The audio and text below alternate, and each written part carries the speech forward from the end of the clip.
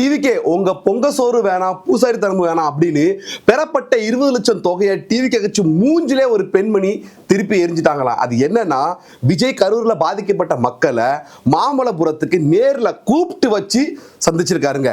அவர் வரவழைச்சது என்னமோ பாதிக்கப்பட்ட மக்களை தான். ஆனா வழக்கம் போல கூடவே சேர்ந்து சில எதிர்ப்புகளும் விமர்சனங்களும் வந்துட்டு என்னன்னா, ஒத்துக்கிறேன் அவரு அரசியல் மாண்பு படி தமிழ் கலாச்சார பண்பு படி இப்படி சந்திச்சது தப்பு தான். ஆனா அதே மாண்பு தான் நமக்கு ஒரு விஷயம் சொல்லி கொடுக்கு. என்னன்னா, சந்தர்ப்ப சூழ்நிலை. அவர் வேணும்னு இப்படி பண்ணாரா?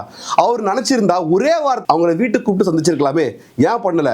அவர் எவ்வளவு பர்மிஷன் கேட்டு போராடினாரு, கொடுத்தாங்களா? ஏன் கடைசியா அவுட்டோர்ல ஒரு கிரவுண்டை புக் பண்ணி அங்க சந்திக்கலான்னு பார்த்தாரு. ஆனா அந்த அட்வான்ஸையும் திருப்பி கொடுத்துட்டு அங்கேயும் பர்மிஷன் தரல. இன்னொரு பக்கம் கட்சி ஆளுங்க தலைமுறை வராங்க, கீழ்கோர்ட்ல இருந்து மேல் கோர்ட்டு கேஸ் நடக்கு, சுத்தி பிரச்சனை. அவர் என்ன 35-40 வருஷம் பழமையான அரசியல்வாதியா? கட்சி தொடங்கி 2 வருஷம் தான் ஆகுது.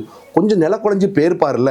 ஆனா ஒரு வழியா மக்களை சந்திச்சிட்டார்ல, அதை தான் நம்ம பார்க்கணும். இன்னொரு விஷயம் எனக்கு புரிய மாட்டுக்கு, விஜய் ஒரு மூவ் எடுக்கும் போதெல்லாம் எப்படி அந்த தொண்டர் பக்கத்துல இருந்து ஒரு பிரச்சனை வருது? இது வருதா இல்ல வரவழைக்காங்களான்னு தெரியலங்க. ஏன்னா அந்த பெண்மணிக்கு தொகை என்னைக்கோ கொடுக்கப்பட்டு அவங்க ஏன் நேற்று திரும்பி கொடுக்கணும்? இது சில பேர் எப்படி விமர்சிக்காங்கன்னா, அவங்களுக்கு 20 லட்சம் வேண்டாம், யாரோ கொடுக்குற 200 ரூபா போதும் அப்படின்னு இருக்கலாம், வாய்ப்பு இருக்கு. இன்னொரு பக்கம் வந்திருக்கவங்கல யார்கிட்டலாம் டெத் சர்டிஃபிகேட் இருக்கோ அவங்களுக்கு மட்டும் தான் உள்ள அனுமதி. இது ஒரு பெரிய விமர்சனம் பார்க்கப்படுது. ஏப்பா, அது கட்சி கூட்டமோ ரசிகர் மன்ற கூட்டமோ கிடையாது, பாதிக்கப்பட்டவங்களை மட்டும் தான் சந்திக்கிறார் அவரு. அப்ப கேட்க தானே செய்வாங்க. ஏன் அரசியல் கட்சி நஷ்டஈடு கொடுக்கும் போது இந்த மாதிரி டெத் சர்டிஃபிகேட் வழக்கம் தானே.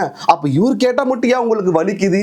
இந்த அடிப்படை அறிவு கூட இல்லாம சில ஜென்மங்கள் அவரை பார்த்து கதறி அழுதுகிட்டே இருக்காங்க. ஆனா ஒண்ணு மட்டும் எனக்கு புரிஞ்சுட்டுங்க, விஜய் வந்து ஒரு முடிவு எடுத்துட்டாரு.